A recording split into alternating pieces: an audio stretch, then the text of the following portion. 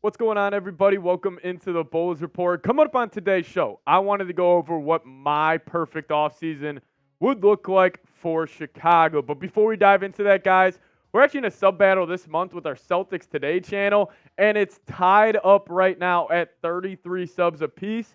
But obviously, with the Celtics in the NBA Finals, the momentum's going to be heading their way. So I kind of want to get a head start and take the lead this month in our June sub battle. So if you guys could hit that subscribe button and give us the lead here at the Bulls Report, I would really, really appreciate it. And plus, hey, we'll keep you guys up to date with the latest around your favorite basketball team. But let's dive into today's show.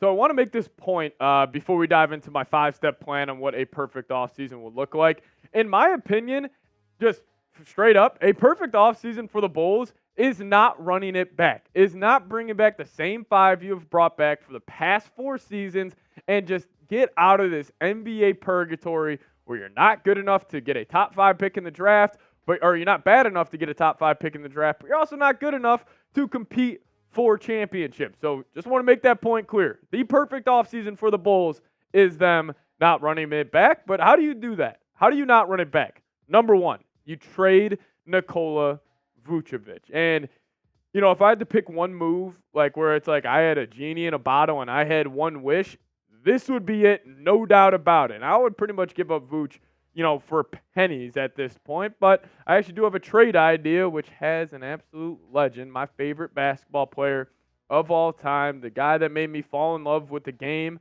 Derrick Rose. And the Bulls would be receiving D. Rose, Luke Kennard, and a 2027 first-round pick. Would be lottery protected from the Memphis Grizzlies, but, I think they're going to be a pretty good basketball team for years to come. So I would assume that would convey. But with where, the Grizzlies are at right now, I actually think they're one of the few teams in the league that could be interested in Vooch since they do have such a defensive-minded center or power forward in Jaren Jackson Jr. Like, maybe they're thinking, they could complement each other's games very, very well. And, you can make an argument, hey, you're getting a guy that will average 17 and 10, no doubt about it, for the next couple of seasons. But you guys see these stats on screen. Averaging 18 and 11, averaging 17 and a half and 11, 17 and a half and 11 again, and then all the way dating back to 2020 when Vooch was one of the best centers in the league, averaging 23 and a half points and 11.7 rebounds. But I still say this. You move off Vooch at any cost. He can average 20 and 10, but with how poor he is defensively and just how unself-aware he is on the basketball court, he is overall a net negative no matter, any way you try to paint this picture. I think Nikola Vucevic is one of the most overrated, one of the most stat-padding players we have seen in NBA history. He does not contribute to winning by any means, and I have said this countless times here on the channel.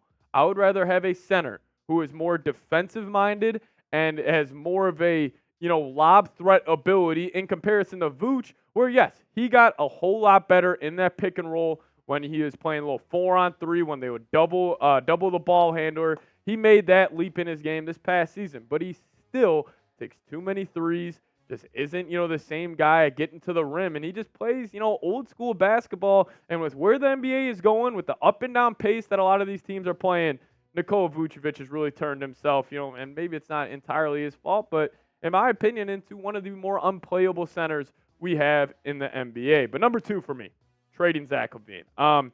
Number 1 priority that's maybe not too realistic would be trading Nikola Vucevic, but the number 1 priority that is realistic is moving off Zach LaVine. And also number 3 for me in my perfect offseason, you would be trading up for Donovan Clingan. Well, how could you knock both those out at once? How could you trade Zach LaVine and then also move up in the draft and get the UConn Huskies center? Well, the Detroit Pistons have been reported to be interested in Zach LaVine dating back to last NBA trade deadline.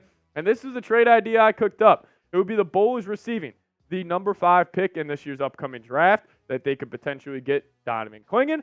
And then they would be also receiving Evan Fournier and Isaiah Stewart to help match salaries. But the Bulls would be giving up the number 11 pick and Zach LaVine in this deal. And if you look at Zach LaVine's contract, if the Bulls could move off this would be a pop a bottle of champagne type of move for Chicago, because if you could get this $45.9 million cap hit off your books for 2025 and get the $48.9 million cap hit in 2026 off your books, it would be an absolutely great move. And, you know, I constantly say it, like I look back at that Kings, when the Kings offered Zach LaVine the max and the Bulls matched it, like if I could just go back in time and just shake the Bulls front office and just say, please do not do it, man, I really do wish I could. But the Bulls will be getting Isaiah Stewart in this trade. And, you know, kind of like I was saying about having a more defensive-minded, a more, you know, rim pressure-oriented center on this basketball team, I think it could help, you know, so much. And, you know, Isaiah Stewart is just that. He's not a needle mover. He's not going to, you know, change life here in Chicago,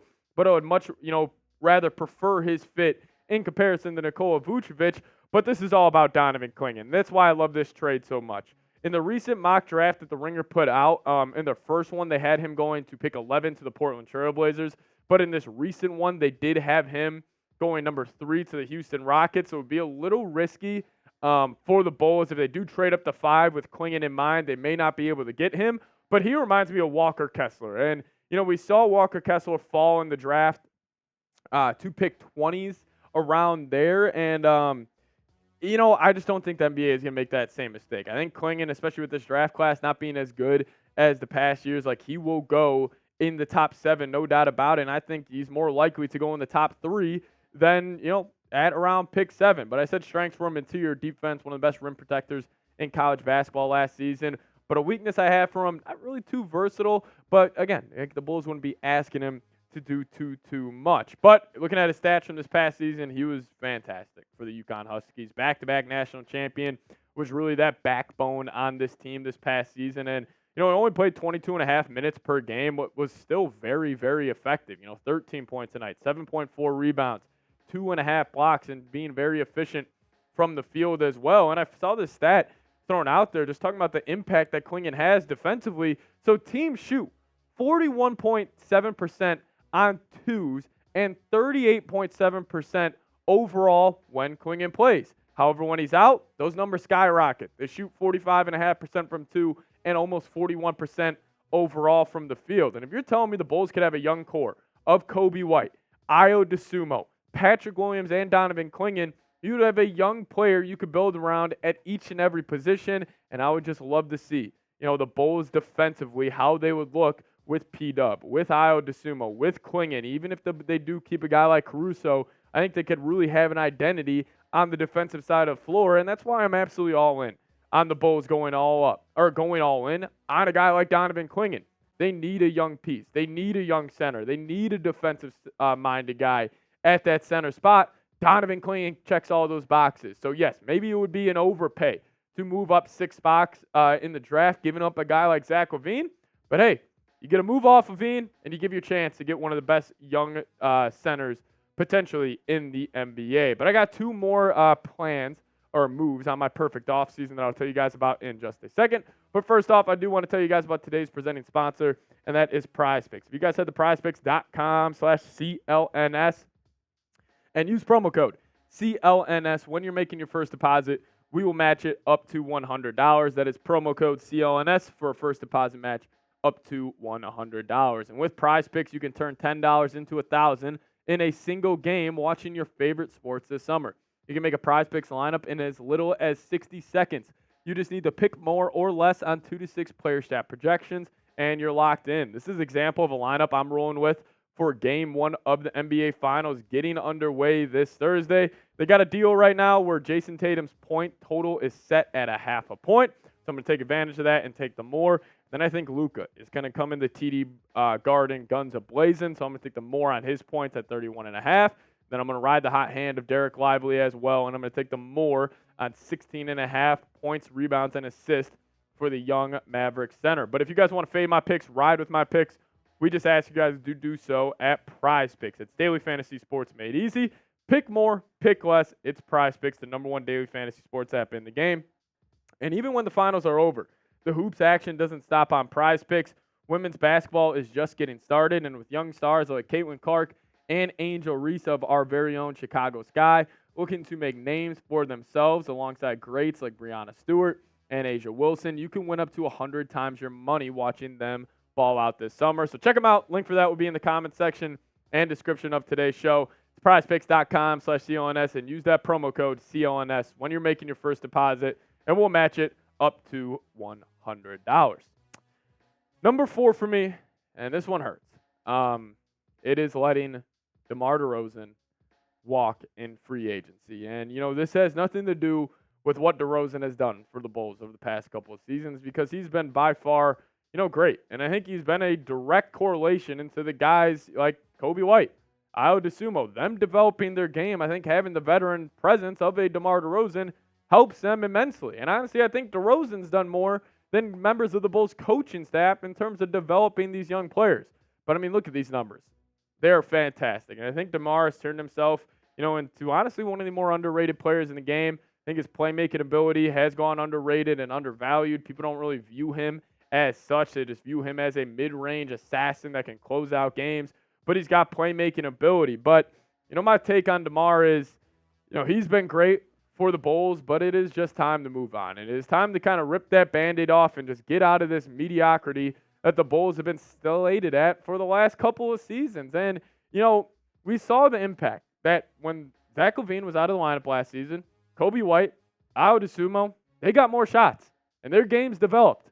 I could see the same thing happening for a guy like Patrick Williams, for even maybe a guy like Dalen Terry, Julian Phillips. But if you have DeRozan in the lineup, he'll just naturally command a lot of shot attempts and just a lot of usage rate that could hinder the development of those two other guys. So this is not personal with DeMar DeRozan, where I'm saying like, oh, DeMar's been bad with the Bulls, we got to get him off this team.